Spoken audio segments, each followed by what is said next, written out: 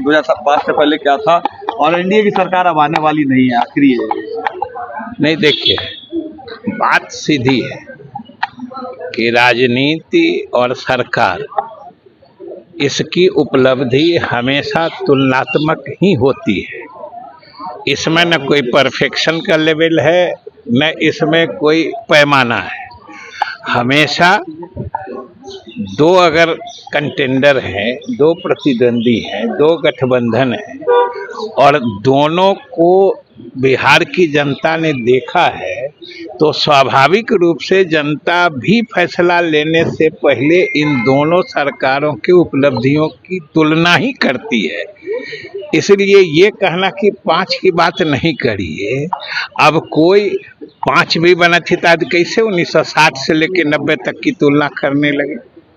तो तुलनात्मक माने उपलब्धि ही तो किसी सरकार को बतानी होती है। और इसमें सीधी बात है कि 2005 में जो स्थिति थी उससे कहीं आगे हम लोग हैं। वो बता रहे थे ना कि 1982-83 में जो था 1990 में क्या हो गया, तो आखिर वो भी तो लालू जी के समय की उपलब्धि गिनाने के लिए तुलना ही कर रहे थे। लेकिन आज एक विशेष चीज हमने जरूर देखी कि उनका सारा इशारा या जो भी वो तीर चला रहे थे वो कांग्रेस की तरफ था। आज वो हमें को लगता है कि एनडीए से ज्यादा कांग्रेस की बखिया उधेर रहे थे। आखिर 1960 से 1990 के सरकार के कमियों को उजागर करना ये क्या जाहिर करता है? ये तो लगता है कि भाई उधर सब कुछ ठीक ठाक नहीं है। परिवारवाद को लेकर कहा कि बीजेपी या कई मंत्री परिवारवाद से देखिए, परिवारवाद भी सिर्फ कहने से नहीं होता है। परिवारवाद अगर किसी के परिवार में पुराने कोई लोग राजनीति में थे, उससे परिवारवाद का गंध नहीं आता है। गंध आता है कोई व्यक्ति राजनीति में शीर्ष पर रहते हुए अपने परिजनों को आगे बढ़ाने की जब कोशिश करता है, वो परिवारवाद की परिभाषा में आता है। अब कोई है, किसी के पिताजी, जैसे हमारे ही पिताजी पहले एमएलए थे, तो वो जब तक एमएलए थे हमें राजनीति से कोई मतलब नहीं था, और न ही उन्होंने मुझे राजनीति में आगे बढ़ाया। संजोग अच्छा था, उन्होंने मेरा भी नाम लिया। लेकिन परिवारवादी संस्कृति या जिस परिवारवादी राजनीति की निंदा होती है वो होती है जब पद पर रहते लोग अपने परिजनों को अपने प्रभाव से आगे बढ़ाते हैं। ये परिवारवाद होता है। यार गाड़ी का इंतजार कर, हमको निकलना है। बस हो गया, स्टार्ट कर दिया। पूरा फॉर्म में दिख रहे तेजस्वी जी। अरे तेजस्वी जी से लोगों को सीखना चाहिए कि झूठ कैसे बोला जाता है, अफवाह कैसे फैलाया जाता है। ये लोग इसमें मास्टर डिग्री है झूठ बोलने में, अफवाह फैलाने में। जिस तरह से माननीय मुख्यमंत्री जी 15 सालों में 20 सालों में बिहार को आगे बढ़ाने का काम किए, ये लोग सपना देखेंगे। ये लोग जंगल राज स्थापित किए थे, पूरे बिहार को बदनाम करने का कोशिश किए थे और पूरे देश में बिहार बदनाम हो गया था। आज सुशासन स्थापित है तो माननीय मुख्यमंत्री नीतीश कुमार का देन है, जो बिहार में सुशासन स्थापित है और बिहार हमारा अग्रणी राज्यों में डेवलप कर रहा है। माननीय प्रधानमंत्री जी की मदद से बिहार हमारा आगे बढ़ रहा है। परिवारवाद का जिक्र कर रहे थे वो, तो आप परिवारवाद, लालू यादव के लोग, परिवार के लोग परिवारवाद पर बात करेंगे, इससे हास्यास्पद और कुछ नहीं हो सकता है। जो परिवारवाद के जनक हैं, एक परिवार में दर्जन भर नेता जिनको कुछ नहीं आता, वो नेता है, वो मुख्यमंत्री बनते हैं, राज्यसभा जाते हैं, अंगूठा छाप लोगों को मुख्यमंत्री बना दिया जाता है। इससे बड़ा हास्यास्पद बात और हो ही नहीं सकता है। आशीर्वाद देंगे कि 2 अंक में नहीं जाएंगे।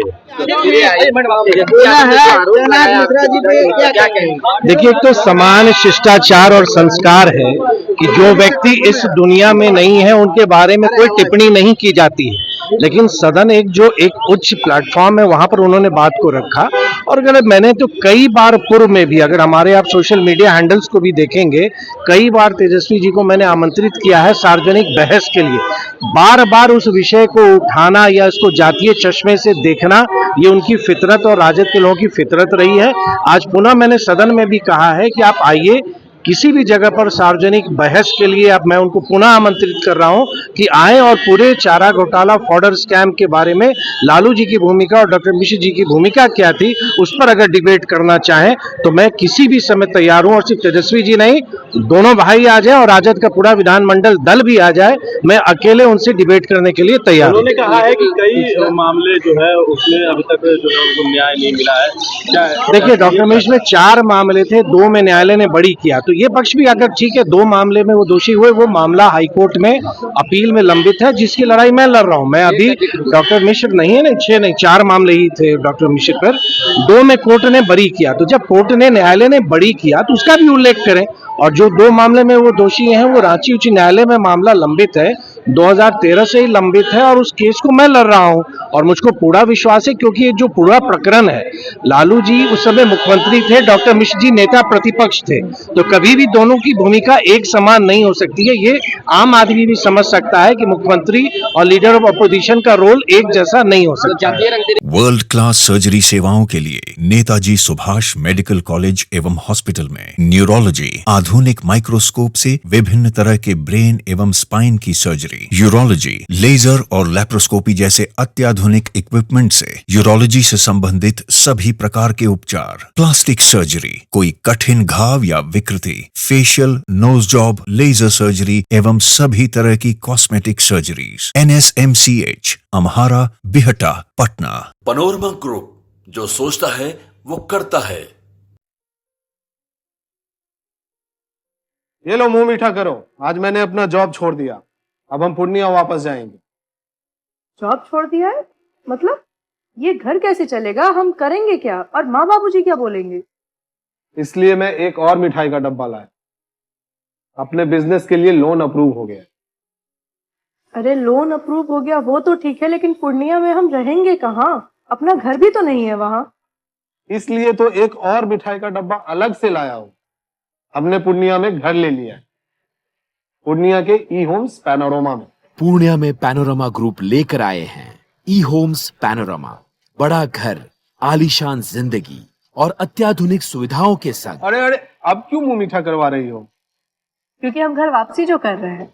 घर वापसी की खुशी पूर्णिया में ई होम्स पैनोरमा के संग।